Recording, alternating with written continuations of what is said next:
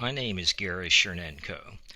I'm a native of Brooke County, graduate of Brooke High School in the first graduating class. In 1974, I presented the paper you're about to hear, the Cliftonville Mine Riot of 1922. This was completed in the spring of 1974 as my senior class project at Bethany College. I am presenting it today on behalf of the Brooke County Historical Museum and Culture Center on July 17th, 1922. One of the strangest, most publicized, and least remembered incidents ever to occur in Brooke County, West Virginia, took place. It was in the early morning hours of this muggy Monday morning that the tiny coal mining village of Cliftonville gained its only mark of distinction, bringing with it a startling series of events that cast a black mark upon the coal operators, union organizers, and the innocent citizens of Brooke County. In this work, I will attempt to view the riot from both the union side and the company side, as well as restate the facts as given by the news media of the day. Although the battle itself involved at least 500 men, I was able to find only one participant of the action, who was able to relate clearly to the chain of events and the circumstances that surrounded the riot.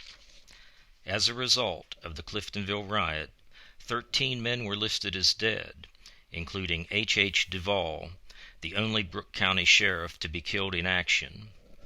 78 miners were indicted on first-degree murder charges. 138 miners were indicted on charges of conspiracy to burn, destroy, or injure. The most sweeping injunction in the history of the state was issued, and a record of 45 convictions by one term of a county grand jury was turned in, which at the time was a record in American jurisprudence. Cliftonville was located 6 miles from West Virginia Route 2 miles north of Wellsburg. Built along the shore of Cross Creek, it was serviced by the Wabash Railroad, which stopped at the station on a regular schedule. Although the village was never incorporated as a municipality, it had a United States Post Office and a company store. The main section of town contained about 10 houses, mostly of a large size, and the newer section, or New Brock, as villagers called it, had close to 30 houses, many of which were of a modern and beautiful nature. Since Cliftonville was a company town, no accurate census records were kept due to the constant turnover in the population, but as near as can be determined from various sources, it held between 150 to 200 adults. Of these, at least 75% were of foreign descent and could not read, write, or speak English well. To the east of the village was the village of Virginville, which was about twice as large as Cliftonville, and to the west was Louise, also considerably larger. Both of these villages were products of the mines located there, and were also run by the companies owning the mines. The incident at Cliftonville was by no means an isolated case of civil disobedience on the part of disgruntled miners. It was not even the first outbreak in the county concerning the unionization of coal miners. The first such outbreak occurred in Benwood, Marshall County, West Virginia, on December 29, 1919. Sheriff W.E. Clayton and his chief deputy were seriously injured in an attempt to stop union miners from going to work in a mine that had recently adopted a policy of hiring only non-union workers. One miner was killed as a result of this skirmish. Another mine outbreak occurred on November 24, 1920, in Matewan, Mingo County. A group of 100 men assaulted non-union workers on the way into the mine, resulting in many injuries and deaths. Included in this group of men were many former employees fired by the management because of their union membership. After a week of rioting and shooting, West Virginia Governor John J. Cornwall levied martial law on the entire county due to the shortage of funds provided for the local sheriff's department. The very day martial law was declared, Sheriff William Francis was killed by sniper fire, causing a mass deputization of the townspeople, as well as a large number of outside toughs brought in by the owners under the ruse of private detectives. Following this action, the UMW vowed to struggle until the bitter end, which prompted Governor Cornwall to pledge order, and in his words, "If it takes every man we can enroll in West Virginia and the United States Army in the bargain." As order was finally restored, and then 16 men accused of murder were brought to trial in Williamson, another gun battle broke out as the jury was deliberating. As a result, 10 of the 16 accused were acquitted, returning Williamson, Matewan, and all of Mingo County to a severe state of nervousness. On May 10th, shortly more than a month after the trials of the first action in Matewan, guerrilla warfare broke out in Williamson. That very day, state troopers were called back to Mingo County, and a day later federal troops checked into the battleground. Once again, martial law was declared. The fighting raged on as both the Kentucky and West Virginia sides of the Tug River became a bloody battle area. Finally, on May 23rd, the Congress of the United States staged an investigation into the situation. This action merely slowed down the violence for a short period. 3 more men died before the end of May. On June 14, the situation took a dramatic turn for the worse as 1,500 armed strikers marched on the Mingo County seat of Williamson in a show of force. Following this, another uneasy feeling fell upon the Mingo County citizens. On August 21, an initial group of 2,000 Union sympathizers planned a march in Mingo County. As the march began, they first seized and held the city of Huntington on August 24th. This prompted Governor Morgan to ask for federal aid on August 28th. One day later, President Warren G. Harding honored this request and included an order to disperse immediately. Finally, on September 4th, 4,000 striking miners surrendered to state and federal troops. The first such action of any note that occurred in Brooke County took place in Wellsburg on February 20th, 1921.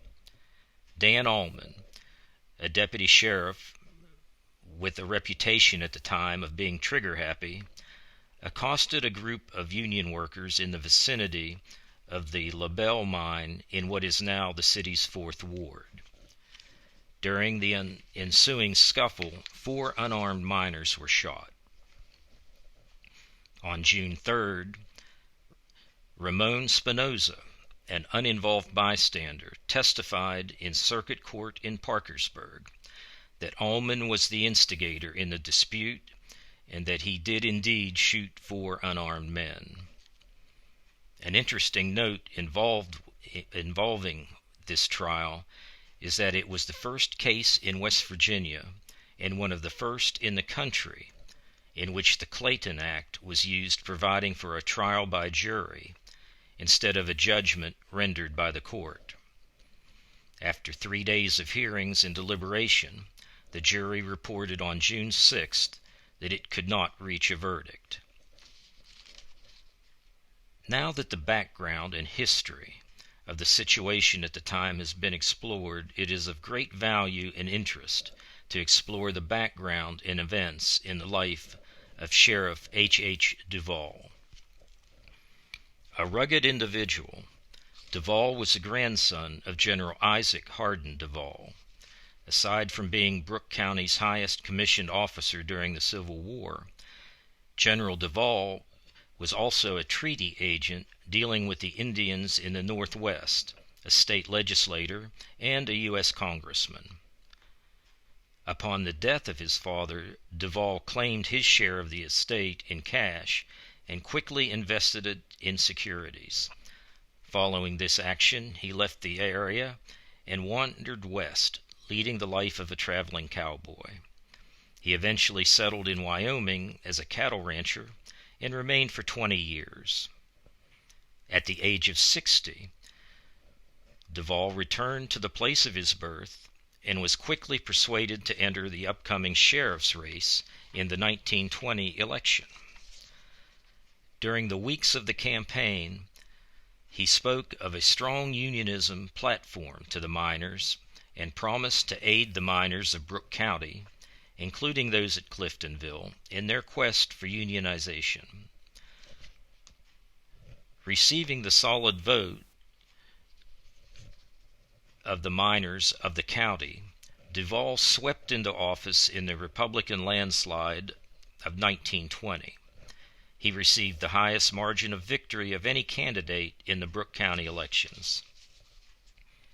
Following his victory, he became very active in the fight against bootleggers and rum runners, scoring an impressive list of arrests. Although his arrests were in record numbers, very few cases were actually brought to court. As a result of this, more and more of the citizens began to suggest a grand jury investigation into the matter. After word was finally released by some of the victims that they had been promised their freedom from further investigation in return for a large payment, Judge J.B. Somerville turned the matter over to the spring term of the Brooke County Grand Jury. Bethany College president Dr. Cloyd Goodnight was chosen as the head.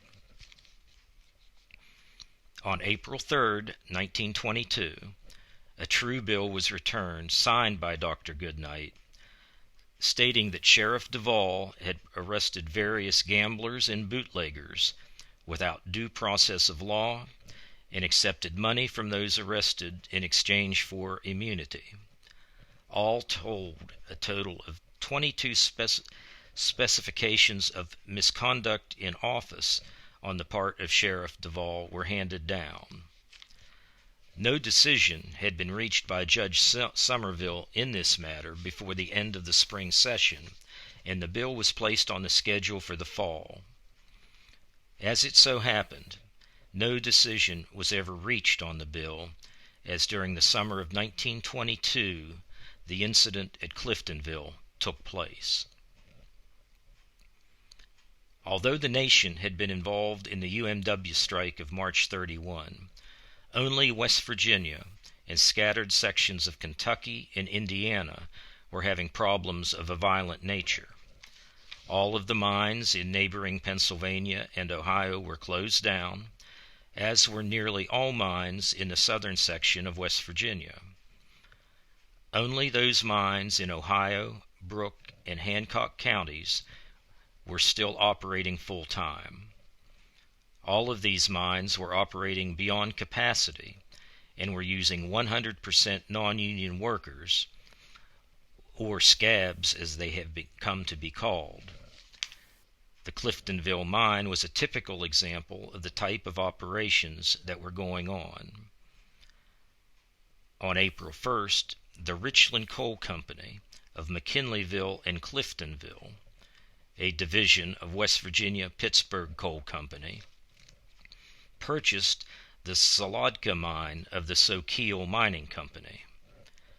Upon the change of owners, the union men currently employed at the mine were fired due to their union membership and forced to move out of the company houses adjoining the mine property. Having no other place to go, the men moved into a tent village across Cross Creek from the Cliftonville works. In place of the union men, the West Virginia-Pittsburgh Coal Company had 2 boxcar loads of men from Alabama shipped in. Traveling in boxcars, much like cattle, the men were all products of Alabama's penal system. Bearing scars from wrist and leg chains and shackles, these young tough men were remembered by George Caldwell as such. Mr. Caldwell said, "They didn't know what fear was. All had spent time in the penitentiaries of the South." At the time, the capacity of the Cliftonville mine was between 800 and 900 tons per day, all hand-dug and hand-loaded. Instead, the mine was putting out 1,000 to 1,300 tons per day. One reason for this was the added profit to the operators for using non-union labor. However, an even bigger factor was the large contract that they had secured to provide the Pennsylvania Railroad with coal, who in turn supplied the major steel companies. With most of the nation out on strike, the owners were out to protect their interests, sparing no costs, including bringing in their own protective forces, the Iron and Coal Police. The Iron and Coal Police were private detectives hired by the mine to prevent any trouble from the workers and to ensure the maximum day's work for the minimum day's pay. It was not an unusual sight to see the force enter a company house and drag a man to the mine, even though he complained of being too ill to work. Should a worker prove to be a union sympathizer or some other type of action that the owners did not like, he would return home from the pit at the end of a hard day, only to find his clothing, furniture, and other belongings scattered around outside the company house that he had lived in when he left for work that morning. To ensure his safety, the miner was expected to do his job, accept his meager wages, and to pay his bill at the company store. In order to do this job, a miner at Cliftonville was expected to hand dig a vein of coal called Pittsburgh 8. It was situated 4 feet 8 inches off the ground. Many times the men had to stand or kneel in water 3 feet deep to get at this vein. They received a top wage of 25 cents a ton after it was loaded. This will end section 1 of the Cliftonville mine riot. The Wheeling Intelligencer for Monday, July 17, 1922, told of the heat wave that was currently hitting the tri-state area, causing great discomfort to the citizens. It also carried a major story concerning President Harding asking the nation's striking coal operators to go back to work. On the lighter side, the paper predicted the victory of H.C. Ogden in the upcoming Republican primary election.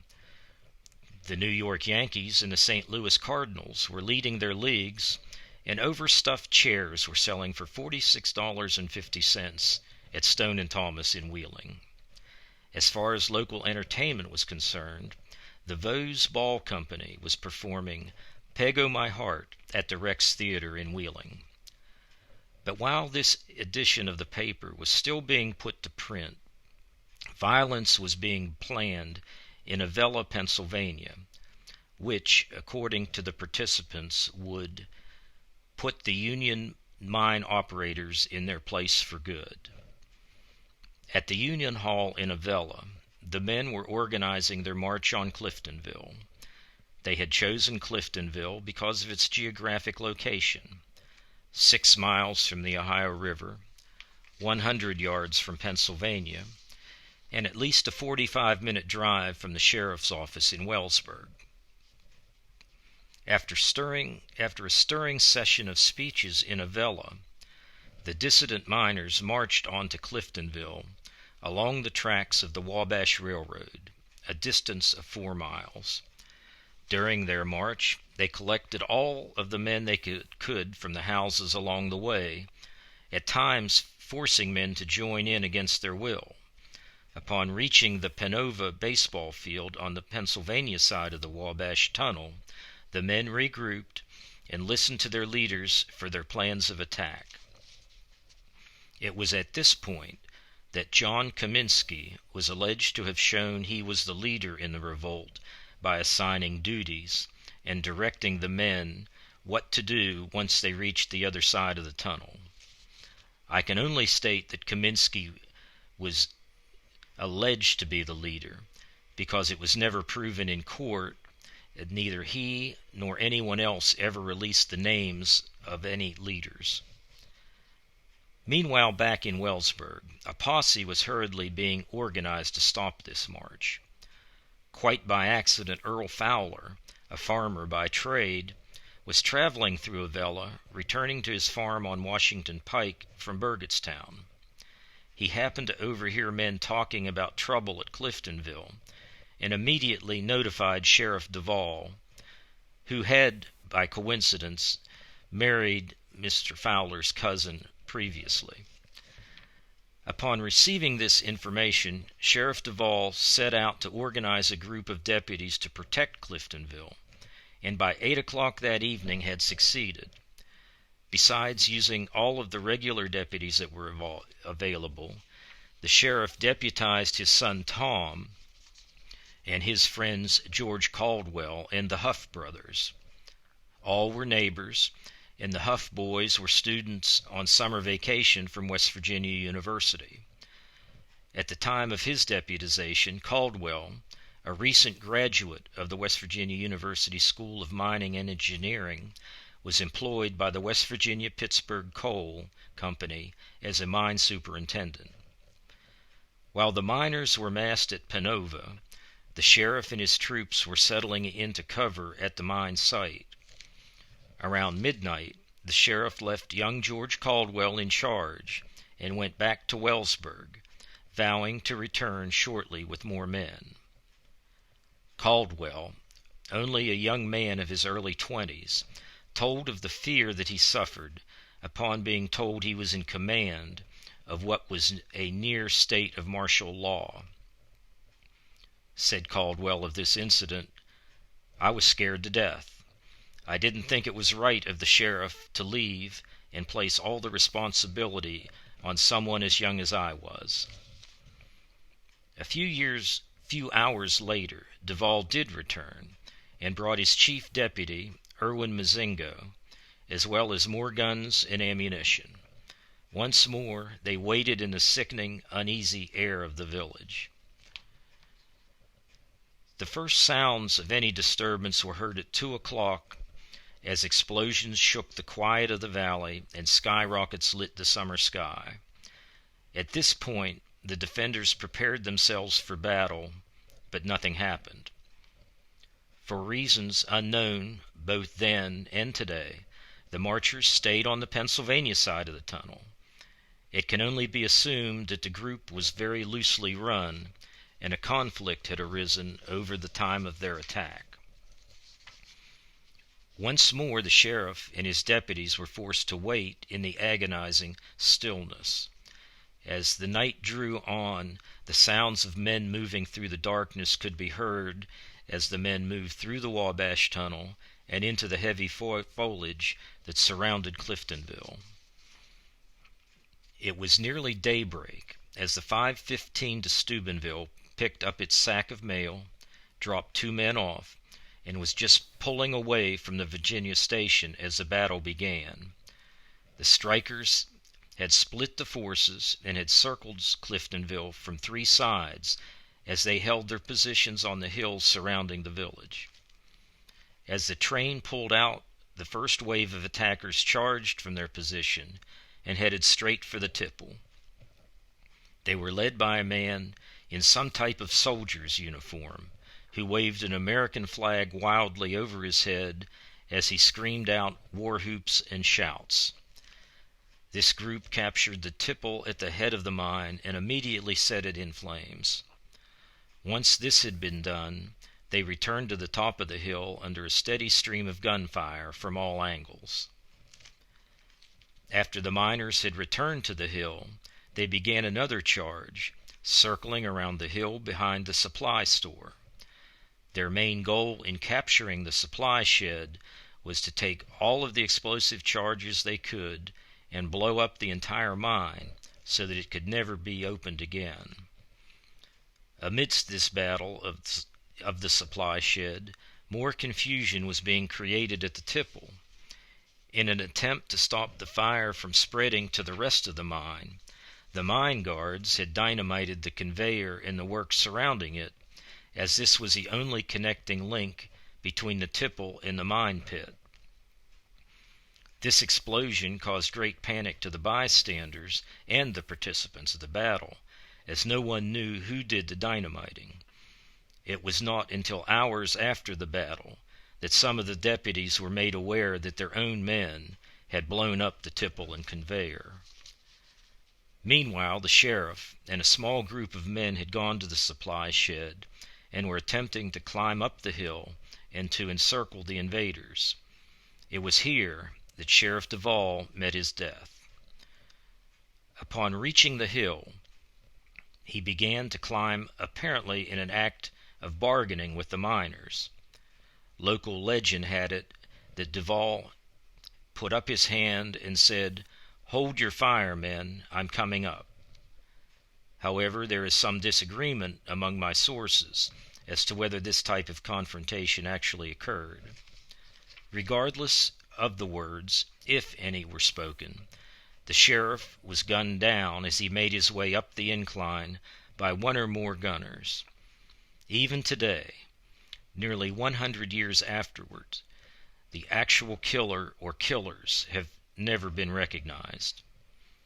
The deputies, unaware of the death of their leader, continued to fight gamely despite the heavy odds. As one of the deputies, George Caldwell, described his involvement to me, "I was caught at the bottom of the hill behind the supply shed, trapped by gunfire. As I felt the bullets whizzing around me, I ran for the nearest tree. From behind the tree, I was able to see much of the fighting. I watched as a young colored fellow dove into the large clay culvert near the railroad tracks. As he huddled in fright, the bullets ricocheted off the earthen pipe until it began to disintegrate from the shelling. I was quickly brought back to my senses as a bullet struck the tree I was hiding behind. Had it not been for the tree, the bullet would have hit me in the chest. The shooting was beginning to die down, so I tried to make a run for the station. As I was running, I came upon a big fellow coming towards me. He took one shot and missed. When I pointed my gun at him, he threw his away and I arrested him." Finally, as the sun rose over the village, the bank of attackers withdrew their forces back through the woods and into Pennsylvania. With them they dragged back most of their wounded and dead. This resulted in having no accurate count ever taken of the casualties. It was common for men and women to talk of neighbors and friends of theirs who had gone out that night and never returned. Because many of these men had no relatives in America, no one bothered to investigate their disappearance. By 7 o'clock, the gunfighting had subsided, and the curious came out of hiding to view the scene. The only known dead from the battle, besides the sheriff, were Francis Millich of Monessen, Pennsylvania, a man known only by the last name Crook, and an unknown man said to be from Pennsylvania. The only other casualty suffered by the defenders was Deputy Sheriff Erwin Mazingo. Bleeding profusely from the head and face, he was carried to a vehicle for transportation to the hospital. It was later told that Mazingo was the finest marksman in the battle. Holed up in a fan house, Mazingo, while firing his 2 pistols simultaneously, shot at least a dozen of the strikers. After being placed in the car, he raised his head, smiled, and waved to the onlookers as if to assure them, that he would be all right. This will be the end of Section 2. The Wheeling Intelligencer of July 18th carried the following descriptions of the battle by an onlooker and one of the special deputies. Mrs. Lois Bennett, the landlady of a boarding house near the mine, described the action as follows. Suddenly there was a shot, then another, then all hell broke loose. About 500 men or so, it seemed to me, were marching along the ridge. At the head of the column was a man dressed in what looked like an army uniform. He was carrying a banner. They disappeared into the woods for a short time, then came out shouting and shooting their guns. One column of what I guess was a couple hundred men swept down on the tipple. As I could see, that brute carrying the American flag was waving like fury and shouting. He was one of the first into the tipple and then stuck his head out of one of the windows, still waving his flag. The next thing I knew, the tipple was on fire. Merely an innocent bystander, Mrs. Bennett told of being fired upon many times. Martin Joint, on duty as a special deputy, told of the battle from his position. Tremendous odds were faced by Duvall's men and the employees of the mine sworn in to give aid to Duvall. His son Tom, Roscoe Huff, and Irwin Mazingo. We were told not to fire until fired upon. The invaders began shooting and we returned fire. There weren't too many of us, and we were short of fighting equipment. There wasn't more than 6 good rifles altogether on our side. We saw that we couldn't save the place the way the defense was being made. We were waiting for a chance to make a deal. The sheriff and 3 or 4 men came over by the supply store and started up the hill to encircle the attackers. The sheriff encountered them on the hill, and there he was killed. Poor fellow. They shot him, beat him, and shot him again while he was down. Joint also said that he is certain that a number of attackers were killed and carried away by their own men. He added that the defense of Cliftonville was poorly organized, as the invaders were allowed to achieve strategic points along the rim of the hills, gaining a big advantage. Tom Duvall was immediately appointed acting sheriff by the county commissioners upon their notification of his father's death. His first act in office was to begin grand jury investigation into the entire incident. George Harvey, an Austrian striker, was one of the first arrested in conjunction with the crime. Upon his arrest by 3 West Virginia state troopers en route to Avella via the Wellsburg-Avella Pike, he quickly confessed his involvement and confessed that Steve Betts from Avella was Duvall's assassin. When he arrived at the jail in Wellsburg, he was suffering from a severe head wound. This was caused by Trooper McMillan of the Moundsville detachment smashing a gun over his head in an alleged getaway attempt. After moving through the thick crowd that surrounded the jail and the courthouse in Wellsburg, he pleaded to the authorities that he was forced to join the march, with expulsion from the miners' union the penalty for refusing. He said, "I go this way," indicating that he marched from Avella to Cliftonville unarmed. The deputy sheriffs did not conceal their hard feelings toward Harvey. When he asked for water, he was first refused. After pleading, he was finally led to a pump by the state troopers. They told him, "You ought to get your water before you cross the Pennsylvania line next time." Upon finding a bottle of alcohol in the pocket of Harvey's coat, the state police issued a statement that the invaders had been nerved to their attack by a supply of Jamaica ginger. The report stated that it enables men to lie out at night and even sleep out of doors in the rain. All told, 43 men were arrested on the first day after the shooting. Sheriff Tom Duvall indicated that all would be charged with murder. After his speedy apprehension, Steve Betts was moved to Wheeling by prosecuting attorney W.S. Wilkin. This was done to ensure the safety of the accused.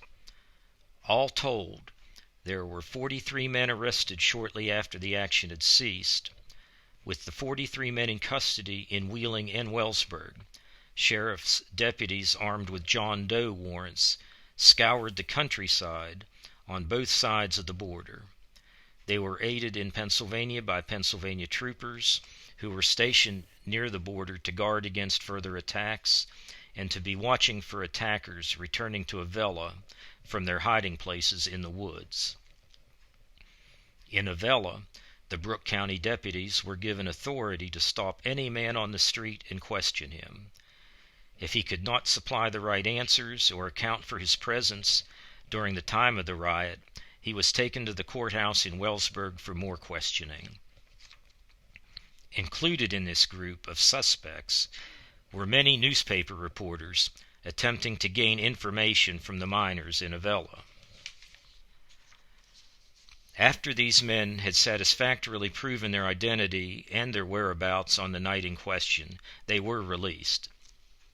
They were, however, forced to find their own transportation back to Pennsylvania, as no public transportation existed at that time, and the sheriff's deputies refused to provide any aid. On July 18th, the following editorial appeared in the Wheeling Intelligencer. In reaching an opinion on a case of this kind, no good citizen need stop to consider the merits of a dispute. Violence, which is aimed at life and property, cannot be excused. It is a direct blow at the law, which is the voice of the people. To permit any individual or group to ignore the law is a step toward anarchy. It is true, unfortunately, that what we have industrial problems of a grave nature, problems that call for the best and most enlightened thought of labor, capital, and lawmakers. Bullets and dynamite will never settle these problems. Thought is the only weapon that will. Also printed in that day's edition of the Intelligencer was a statement released by Austin V. Wood, Assistant Prosecuting Attorney of Ohio County. Through information supplied by Frank Bodo and Angelo Meredin, two of the arrested strikers, he stated that the men went to the mine with the intention of stopping the non-union men from working, and only doing this. They had no intention of killing or injuring anyone, although it was admitted that some attackers were armed. However, it was pointed out that this was only a small percentage. The release further said that 4 Italian men of unidentified identities shot and killed Sheriff Duvall. On July 18th, Mayor George Kraft of Wellsburg proclaimed that all businesses in the county seat would be closed from 2 o'clock to 4 o'clock on the afternoon of the sheriff's funeral as a sign of respect. Following the release by Wood, Brooke County authorities released a statement to the effect that Betts was not Duvall's killer. Under heavy questioning by detectives, George Harvey confessed that he was only accusing Betts out of a personal feud and saw this as a chance to get even. By July 19th, the number of arrests had swelled to 82 in all. For some unexplained reason, however, the authorities at Wellsburg refused to give out any more information other than this number to the newspapers. Word was released in Elkins as U.S. District Judge W.E. Baker issued the most sweeping injunction in the history of the state. The injunction, labeled Richland Coal Company of McKinleyville and Cliftonville versus United Mine Workers, prohibited any of the defendants and their associates from trespassing on any land held by the company and from interfering with the company's operation or its men. As this was being issued in Elkins, the entire city of Wellsburg halted operations as funeral services were conducted for Sheriff Duvall. The cortege moved slowly through the streets of town en route from the Duvall homestead on Pleasant Avenue to the Brooke Cemetery. In attendance at the services were U.S. Marshals from both West Virginia districts, state and local judges, the warden from the Moundsville State Prison, and the mayors and officials from the towns in the surrounding area.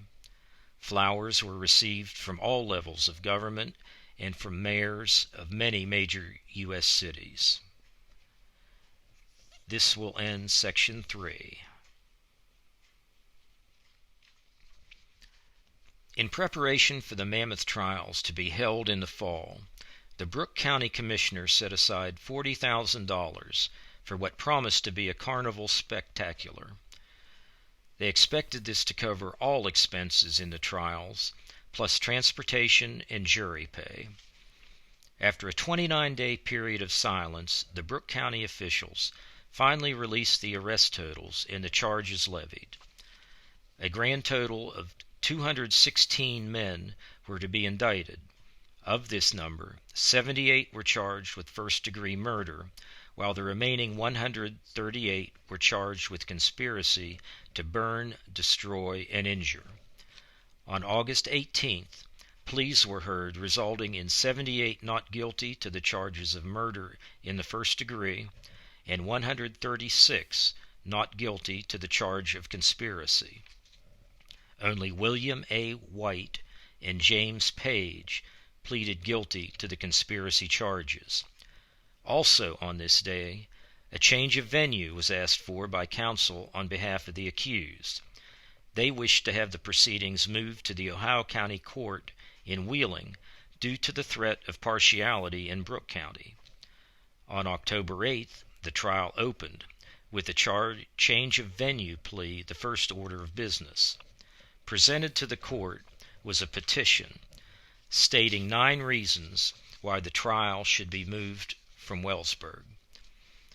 Items were as follows. Number 1, a fair trial cannot be held in Brooke County. Number 2, lynching threats had been made to the accused. 3, Duvall was well known and liked and left relatives throughout the county. 4, friends and relatives of the late sheriff have said that the defendants should be killed or lynched. 5, citizens of Brooke County have gone on record calling the strikers guilty. 6, the local newspapers have caused hostile feelings. 7, George Caldwell and Tom Duvall have shown hard feelings and issued bad statements concerning the defendants. 8, bitter feelings are in evidence everywhere. And 9, hostility has been shown to the defendants since their arrest. As the panel of 15 Brooke County citizens studied the motion, the trial date was set for October 16th, with Steve Kaminsky scheduled to be the first to be heard. He was to be proven by the state to have been one of the most conspicuous figures in the armed march and conspired against and aided in the killing of the sheriff. While a decision was being awaited, Joseph Trax was arrested in Tarentum, Pennsylvania. Although he was an alleged leader in the riot, he waived extradition and came to Wellsburg willingly. On October 16th, the change of venue failed, but the trial was postponed due to an abscessed tooth suffered by Charles J. Shuck, attorney for Kaminsky. A delay of 1 week was granted. At this time it was announced by Judge Somerville that due to the nature of the case, someone other than Tom Duvall would have custody of the jury. A 4-man panel consisting of John M. Brown, C.D. Kyle, Charles Bell, and O.L. McCoy was selected immediately. As the trial opened on October 23rd, Attorney John J. Conniff and Assisting Prosecuting Attorney W. S. Wilkin told the jury of the riot and the planning that went into it. He finished his statement with an emotion-filled speech describing the killing of the sheriff. He preached, "They not only killed him, but took clubs and beat the face of his lifeless body. They held the barrels of the guns so close to his face that it left powder burns as they shot him again."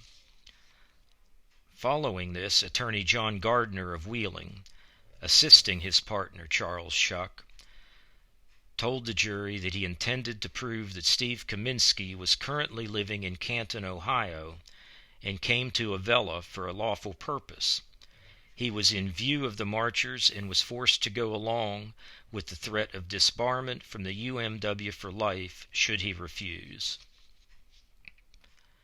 On October 27, the state produced its star witness, Charles Wilson of Monaca, Pennsylvania. Picked up on charges of being a suspicious person, he was lodged in the Brooke County Jail. Upon finding out he had escaped from the Pennsylvania House of Corrections, he was returned in a short time.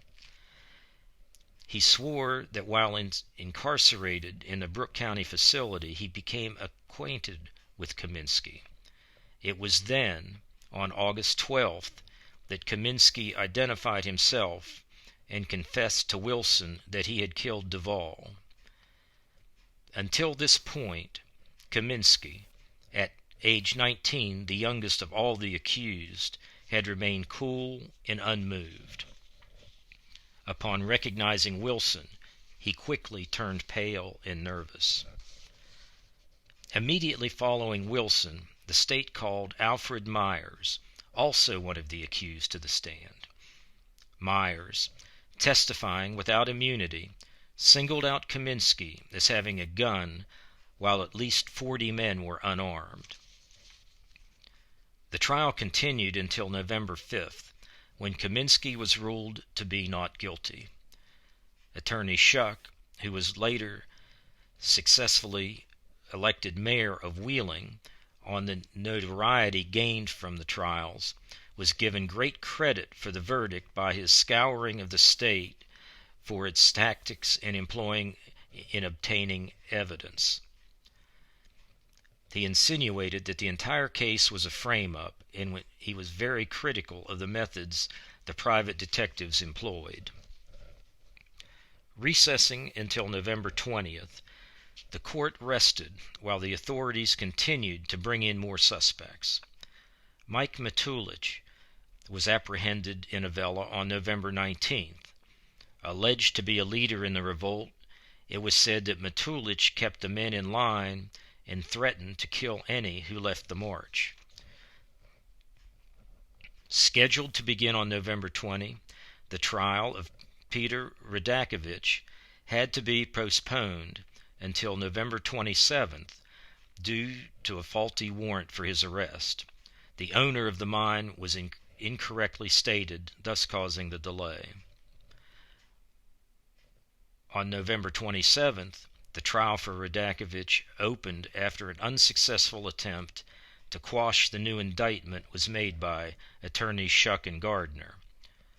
Radakovich, a 42-year-old medium-build man of Slavic birth, entered a plea of not guilty while he chewed his tobacco with very little emotion. The following day, Attorney Conniff claimed that Radakovich, also known as Big Pete, led the miners in their charge and carried the flag atop the tipple. He declared that the state would prove that he did this, as well as prove that he led the miners down the hill as they attacked the mine. In rebuttal, Attorney Shuck denied Radakovich's presence at the Cliftonville riot and stated that he would prove that he was injured in a mine accident in Avella on October 21, 1921, and was still unable to work. He claimed that Radakovich was forced into the line of march and did nothing more than accompany the strikers. The first witness for the state, George Caldwell, testified that the man he arrested was Radakovich. He could not, however, identify him as the flag bearer. Further testimony by Caldwell disclosed that Radakovich shot at him during the battle. After he shot his pistol, he threw it away before Caldwell placed him under arrest. Under cross-examination, Caldwell was not able to prove beyond a shadow of a doubt that the object Radakovich threw away was a pistol. When I asked Caldwell about his run-in with Radakovich, the elderly gentleman replied thusly, as twice he stopped to brush away tears from his eyes. After he fired once at a distance, I came out to him with my gun pulled. At this point, it was either him or me. I had my .38 pulled first, and he surrendered. I arrested him and held him until I got more help. While the Radakovich hearing was still in progress, J.W. Stevens of Wellsburg was sworn in as the full-time sheriff. His first act in office was to abolish the system whereby the mine operators hired private guards and gave them the same powers as deputy sheriffs. He permitted the mines to hire watchmen, but they could have no extraordinary powers. Radakovich took the stand on December 4th and pleaded that he was forced out of his home in Avella and threatened with harm if he did not join the march. After consenting to march along, he attempted to escape, was caught, and once again was forced onward to Cliftonville. After reaching the woods surrounding the mine, the defendant claimed that his injuries necessitated him to lay down in the grass and sleep. When he was awakened in the morning by a deputy, he was placed under arrest for reasons which he claimed were not true. Following this testimony, Dr. Harry Stunkard of the Avella Coal Company testified as to the extent of Radakovich's injuries. The verdict, as handed down on December 5th, found Radakovich guilty of conspiracy. It was stated that Radakovich did not have to be at or near the tipple in order to be guilty of violation of the Red Man's Act. Upon this verdict, Radakovich winced, and his wife in the gallery sobbed. Defense for him claimed that the testimony against him was colored, thus resulting in an unfair decision. The state also chose at this time to drop all the remaining homicide charges and change them all to conspiracy. That will end the fourth segment. On December 12th, as Teddy Arunsky, a 24-year-old American from Avella, was preparing to face trial, attorneys Shuck and Gardner presented an affidavit signed by 5 Brooke County citizens claiming that Harry H. Stoops, a juror in the Radakovich trial, was prejudiced against their client. Stoops was allegedly heard to say, "If I had anything to do with the jury in this case, every one of those miners who took part in the Cliftonville mine battle would hang." He was supposed to have said this at a party shortly after the trial that freed Kaminsky. As the Arunsky trial continued, state witness Andy Geresti, upon being cross-examined by attorney Gardner, admitted to having false evidence as testimony. He testified that Arunsky was one of the main agitators speaking at the Panova ball field in Pennsylvania. Arunsky, in his own defense, claimed that he was near Panova, heard the commotion, and wandered into the meeting to find out what the problem was.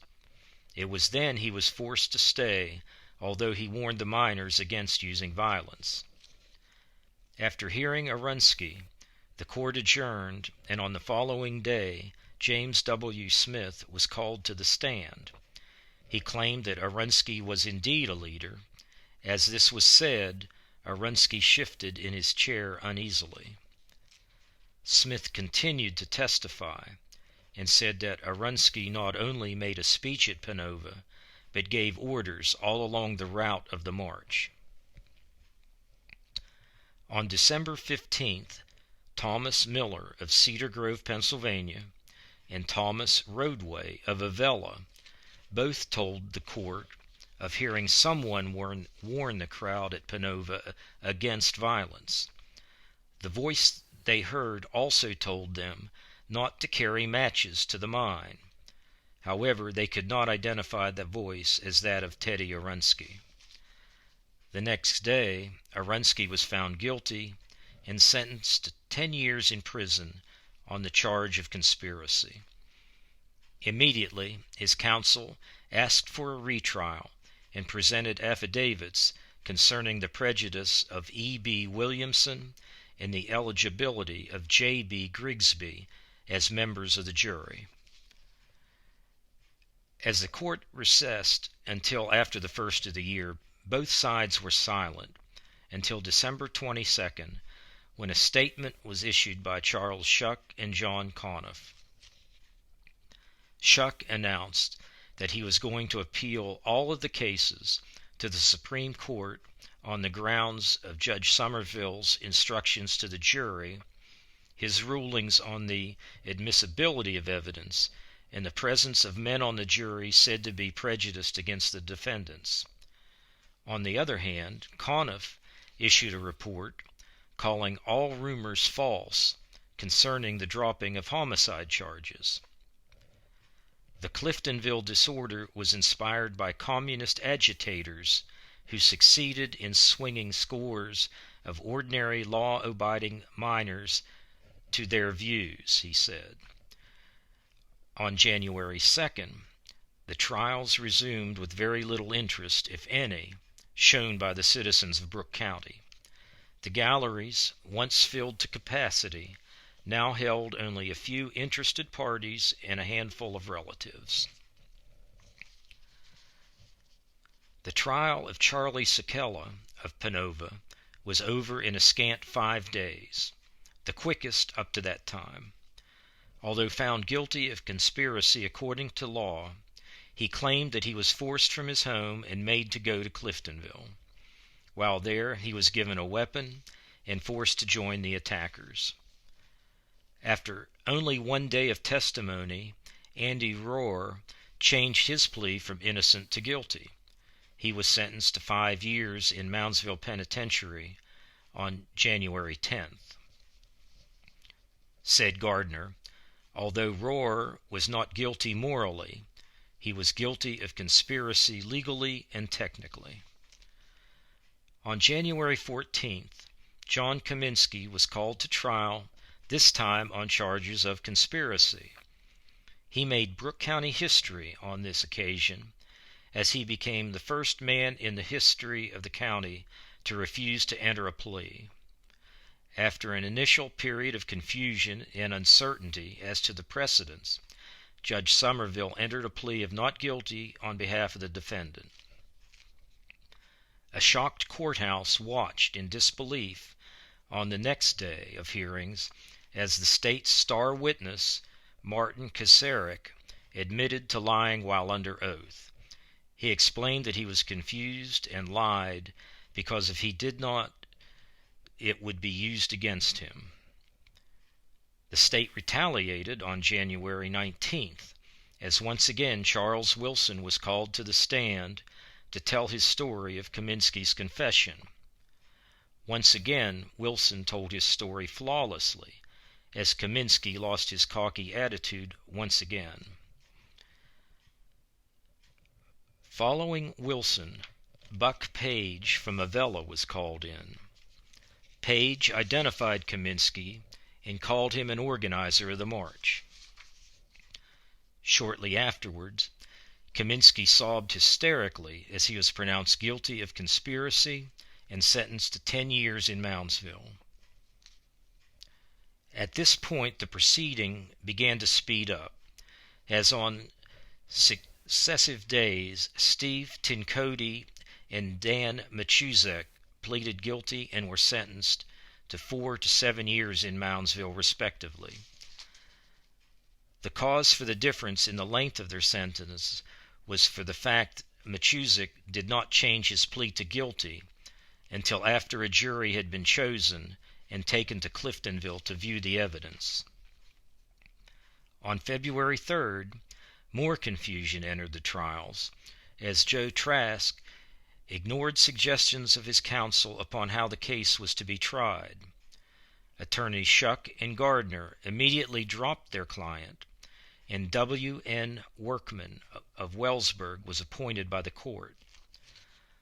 All of this action went for naught, as on February 6th, Trask pleaded guilty and was sentenced to 8 years in Moundsville. In the confusion of that trial, Joe Wallace of Avella pleaded guilty and was sentenced to 5 years. Also, on February 6th, word was released from Wheeling that Charlie Cicchella, in the Ohio County Jail waiting for execution of his sentence, had been judged to be insane.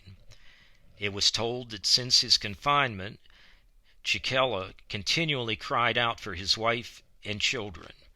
He also cried and pleaded with an invisible judge, screaming, "I have done nothing! I have done nothing!" The following day, Joe Regas and John Stricklisic pleaded guilty and were sentenced to 4 years in prison. Joe Martinelli did the same on February 13. On February 21, a rumor was released to the press that attorneys Shuck and Gardner would put a plan before Judge Somerville to bring the remaining trials to a quick halt. In consideration of guilty pleas by a number of defendants, the remainder of the indictments would be quashed according to the proposed plan.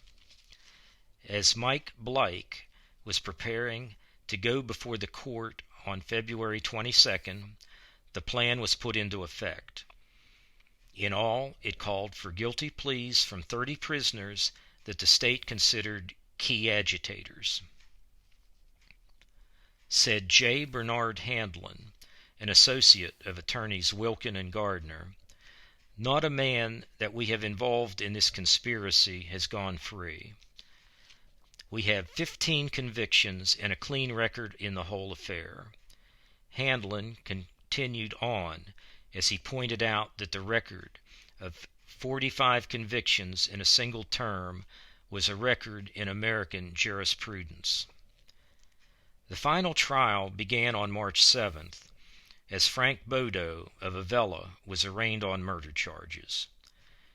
In a very lackluster and anticlimactic fashion, he was ruled not guilty after a short trial, ending the strangest set of trials ever held in Brooke County, West Virginia. The final newspaper account of the battle and the trials left the following figures. At least 8 miners were reported dead, although the records hinted that local miners knew of many others. Further research has discovered that for days following the gunfight, secret funerals were held in the woods of Pennsylvania under the cover of darkness. Also, it has been discovered that men were buried in Ohio and West Virginia in unmarked graves or under assumed names, so as not to implicate their family and friends. As to the number of injuries related to the riot, no one could ever dare to venture a guess. The final courthouse figures showed that 30 men were sentenced to at least 3 years in prison. Also, 30 additional miners threw themselves upon the mercy of the court and accepted the sentences given. This resulted in a grand total of 172 aggregate years in jail terms. Not to be discounted on the books were the names of 126 men who were freed according to the compromise of February 22nd.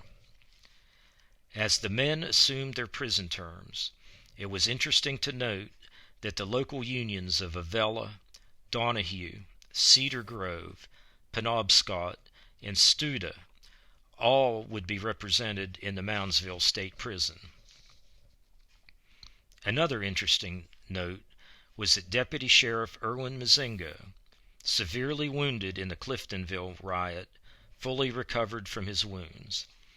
However, shortly after the trial had been completed, Mazingo was wounded fatally in Beach Bottom, West Virginia, as he was investigating a reported domestic quarrel.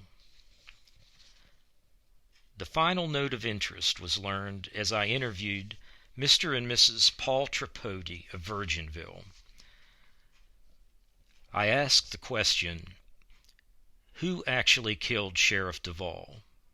A question that I had asked countless times before and received the answer of no one knows. As the elderly couple stopped and looked at me, I could almost see them reliving the experiences of the July morning.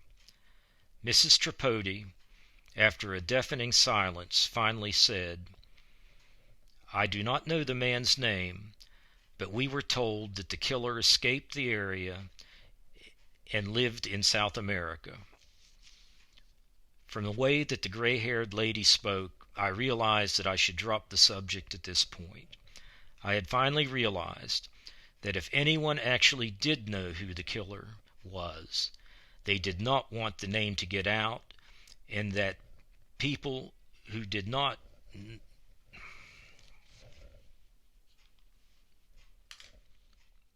As the elderly couple stopped and looked at me, I could almost see them reliving the experiences of the July morning. Mrs. Tripodi, after a deafening silence, finally said, "I do not know the man's name, but we were told that the killer escaped the area and lived in South America." From the way that the gray-haired lady spoke, I realized that I should drop the subject at this point. I had finally realized that if anyone actually did know who the killer was, they did not want the name to get out, and the people that did not know who it was honestly did not want to find out. Should one venture into the area of Cliftonville today, there would be no evidence of the battle and all of the activity that took place with it. Instead, one can only find the peace and serenity of a lovely country valley removed from almost all civilization. Gone is the mine, the boarding houses, and the station. All that is left are some cement foundations that once supported the ramps of the Cliftonville train station, and the faint outlines of the hillside where the pit mouth of the Solodka mine of the Richland Coal Company of McKinleyville and Cliftonville, a division of West Virginia Pittsburgh Coal, once stood.